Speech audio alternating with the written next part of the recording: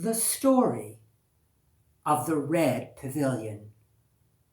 Red is the color of blood, of passion, of love, of life. Red is the color of the blushing cheek of fearless youth. And red is the color of the rose that forever reigns supreme in the flower garden. Now the Red Pavilion was built under the sign of the planet Mars. And in it lived the princess Nasrin Nush. Nasrin Nush, which means nourished by wild roses. And this is the story that the princess Nasrin Nush told Bahram Gur that day in the Red Pavilion. Long ago, there was a king who had a daughter who was both beautiful and wise. Her fondness for wearing red muslin made her known to the world as the Red Princess. Now the Red Princess was so wise that by the age of 14, she had learned all that could be learned about the arts and sciences. It was then that she turned to her father, asking him to find her a teacher, to teach her the magical arts as well. And so a Mobad, a magus who had lived in exile, was called back to the kingdom to teach the Red Princess all the magical arts. And after 7 years of study, she had learned all that there was to be learned about the magical arts as well. And this is what she did with her new powers. She built herself a castle surrounded by a wall with an invisible gate. And to make sure that her castle was guarded, she created a whole army of soldiers. But these were not soldiers of flesh and blood. No, these were soldiers of steel and stone. And so, guarded by her army of these soldiers, behind that wall with its invisible gate, all day she spent in her castle studying the magical arts. Now there were many suitors who came to the kingdom seeking her hand in marriage, but she would see none of them. But soon there was talk of war, and this compelled the king to write a letter to his daughter, pleading with her to see at least one of the suitors who was seeking her hand in marriage. But this is how the Red Princess replied to her father's letter. First, she sent her father a portrait of herself, a portrait that was painted by her own hand. For the Red Princess had studied under an art teacher from China.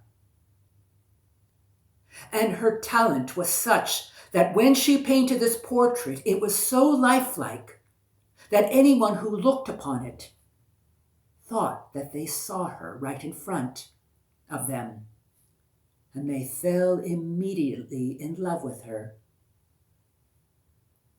And with this portrait she painted of herself, she wrote the following letter that read like this: Dearest father, I want nothing but what you want. But alas, I will not marry just any man. I will only marry a man of courage. And so this is what you must do to find me, my man of courage. Place this portrait of myself that I have sent you. Place it on the gates of the city. And beneath this portrait have the following written in gold letter: "The Red Princess will marry any man who can vanquish my soldiers of steel and stone, any man who can find the invisible gate to my castle, and after all that, any man who could answer all my riddles." And so the king did as his daughter instructed him to. He placed that portrait of the Red Princess in the front gate of the main city, with the text in gold written underneath it, as the Red Princess had instructed him. And so they came, 7 foreign princes, led by first the Prince of Persia. But one by one, those 7 princes fell under the swords of the soldiers of steel and stone. And word of this tragedy spread throughout the kingdom. And it was the women who came before the Red Princess, pleading with her, imploring her, saying this: "We have heard the terrible tragedy that has happened to those 7 unfortunate princes. And now it is our brothers, it is our sons who are trying to seek their fortune. Have mercy on us, O Red Princess." But this is how the Red Princess replied to them: "It is not my fault what happened to those 7 unfortunate princes. They knew full well the dangers that were awaiting ahead of them. And still they came with their pretended courage. But in their pretended courage, I saw all too well their cowardice. And then the women turned to the Red Princess, saying, "Your Majesty, protect our brothers, protect our sons, protect them from their own cowardice." And so this is what she did. She took the severed heads of those 7 unfortunate princes and hung them like lanterns on the gate of the main city, so that anyone who looked upon this sight was filled with such horror that none would dare to seek the hand in marriage of the Red Princess. And so no one else came. No one except a prince from a faraway kingdom. He had heard stories of the Red Princess, of her beauty, of her wisdom. And he was so taken with these stories that in her honor, he dressed himself in red livery, so that he became known to the world as the Red Prince. And the Red Prince found his way to the gate of the main city. But there he saw the 7 severed heads swaying in the wind. And this filled him with such terror, such horror, that he turned away and he walked away, far away, all the way into the mountains, into the very mountain where there was that cave where the Mobad who taught the Red Princess all her magical arts, had lived. And there was that Mobad, there was that Magus emerging from the mouth of the cave, seeing the Red Prince before him, And he shook his head with a sad smile, saying to him, Farzan, my child, I know why you have come here. You have come here to learn how to win the hand in marriage of the Red Princess. Na pedaram. No, my father, he replied.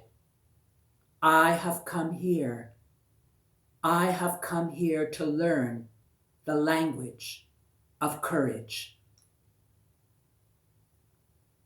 And so for 7 years, the Red Prince studied under that magus. And during that time, the magus taught him many magical incantations and spells. And so at the end of his 7 years of study, he found his language of courage. And with that, he made his way to the castle of the Red Princess. And as he approached the castle, he saw them, those soldiers of steel and stone, all coming upon him at once, their swords raised, each glittering in the midday sun. And he felt the fear climb up his throat. But at that moment, he closed his eyes and he said one of those magical incantations he had learned, quietly, softly, like a whisper. So that when he opened his eyes, there was all broken steel and rubble at his feet. And he just walked all over that until he made his way to the wall that encircled the castle of the Red Princess. Now the Red Prince brought with him a little drum, and he played that drum along the length of that wall that encircled the castle. He played it until he reached a spot in the wall where the sound of the drum did not echo back at him. And he knew it was in that very spot where the invisible gate was to be found. And so he walked through that invisible gate, made his way to the threshold of the castle of the Red Princess. And there waiting for him was a handmaiden. At her feet was a golden bowl filled with rose water, and in her hand were towels of red muslin. Now as the Red Prince refreshed himself, the handmaiden instructed the Red Prince to appear at the next day at the palace of the king, to appear at its throne room, where the Red Princess would ask him her riddles. And so the next day, the Red Prince appeared at the throne room. And it was all very strange when he arrived there. For half of the room was boarded off by a curtain of red muslin. Now behind that curtain of red muslin, there stood the king, the Red Princess, and the treasurer. Now the Red Princess told the treasurer to do everything she commanded of him, and also instructed the treasurer not to refuse anything the Red Prince may ask of him. And when the Grand Treasurer understood well these instructions, it was then that she gave the Grand Treasurer 2 fine pearls to give to the Red Prince. Now when the Red Prince had those 2 pearls in his hand, he thought to himself. And then he turned to the Grand Treasurer and instructed him to go into the treasury to find 3 pearls. 3 pearls as fine as the 2 pearls he was holding in his hand. so that soon there were 5 fine pearls that the Red Prince held in his hands. And it was these 5 pearls that he gave to the Grand Treasurer, who then gave them to the Red Princess. Now when the Red Princess saw those 5 fine pearls in her hand, she placed them gently on a marble table. And then she took a rock, and with that rock, she crushed those pearls, crushed them until they became a fine powder. And then she swept that pearl powder into a jade cup. And into that cup she added grains of sugar. Give this now to the Red Prince, she instructed the Grand Treasurer. And when the Red Prince had that jade cup in his hand, he put it to his nose, and he understood that within it was the pearl powder mixed with sugar. And then at that moment, he turned to the Grand Treasurer and he said, "Bring me a pitcher of milk." And when the Grand Treasurer returned with the pitcher of milk, the Red Prince took that pitcher and filled that jade cup with milk until it reached the brim. "Give this now to the Red Princess," the Red Prince said to the Grand Treasurer. Now when the Red Princess received that jade cup filled with milk, both ends of her lips curled into a knowing smile. She took that cup and put it to her lips. When she drank the milk, at the bottom she saw that sediment at the bottom of the cup. And she weighed that sediment in a small scale. And when she did, she clapped her hands with delight, for she discovered the sediment was the same weight as the pearl powder she had placed there in the first place. At that moment, from her necklace she removed a diamond precious and rare. "Give this now to the Red Prince," she instructed the Grand Treasurer. And when the Red Prince saw that diamond in his hand, indeed he remarked how precious and rare it was. But still he turned to the Grand Treasurer and he said, Go into your treasury and find me a diamond as precious and as rare as the one I hold in my hand. And when you do so, do not forget to bring back with you as well a blue stone, a stone blue as lapis lazuli." And so the Grand Treasurer returned with another diamond as precious and as rare, and 1 blue stone. And then the Red Prince had in his hand those 2 diamonds, precious and rare, and between them that single bright blue stone. "Give this now to the Red Princess," the Red Prince instructed to the Grand Treasurer.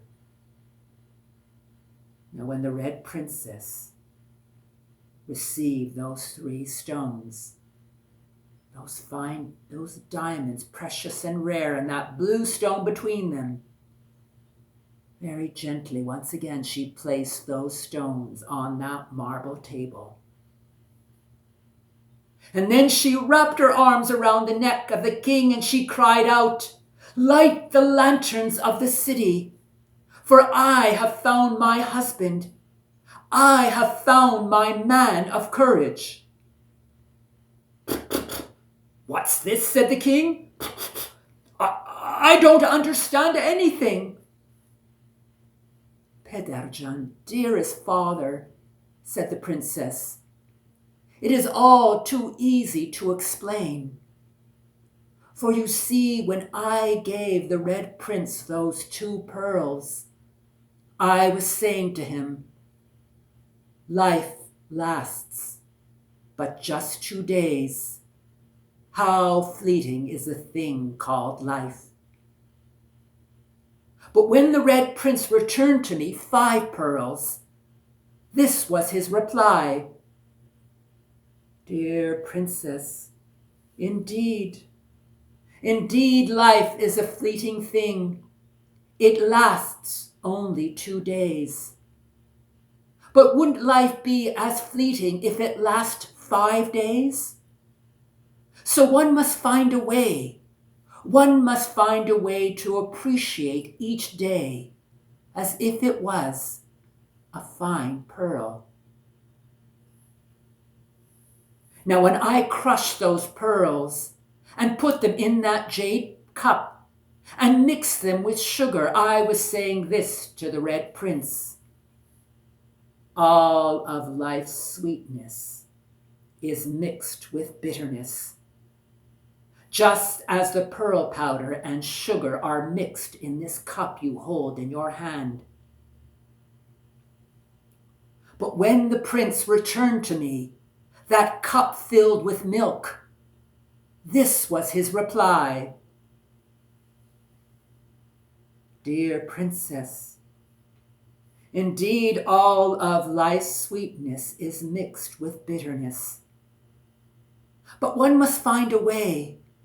One must find a way to absorb the sweetness of life and leave the bitterness behind, just as the milk in this cup absorbs the sugar and leaves the pearl powder at the bottom of the cup.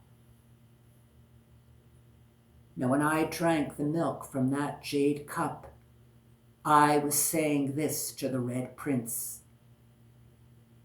O Prince, your love is precious. Your love is rare and precious as the love of a young woman nursing her newborn child. And then when I offered the Red Prince a diamond precious and rare, I was saying to him, in return for your love, O Prince, I offer my love which is precious and rare as the diamond you are holding in your hand. But when the Red Prince returned to me a diamond as precious and as rare and that blue stone, this was his reply. Dear princess, indeed you offer me a love that is precious and rare. And in return I can offer you nothing less than my own love which is as precious and as rare as the diamond you hold in your hand. And with this blue stone may we be protected. May we be protected from the evil eye of jealousy.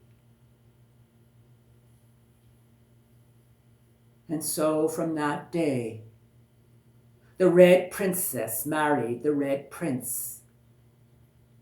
And the time came when they ruled the kingdom together as partners. And from that day forward,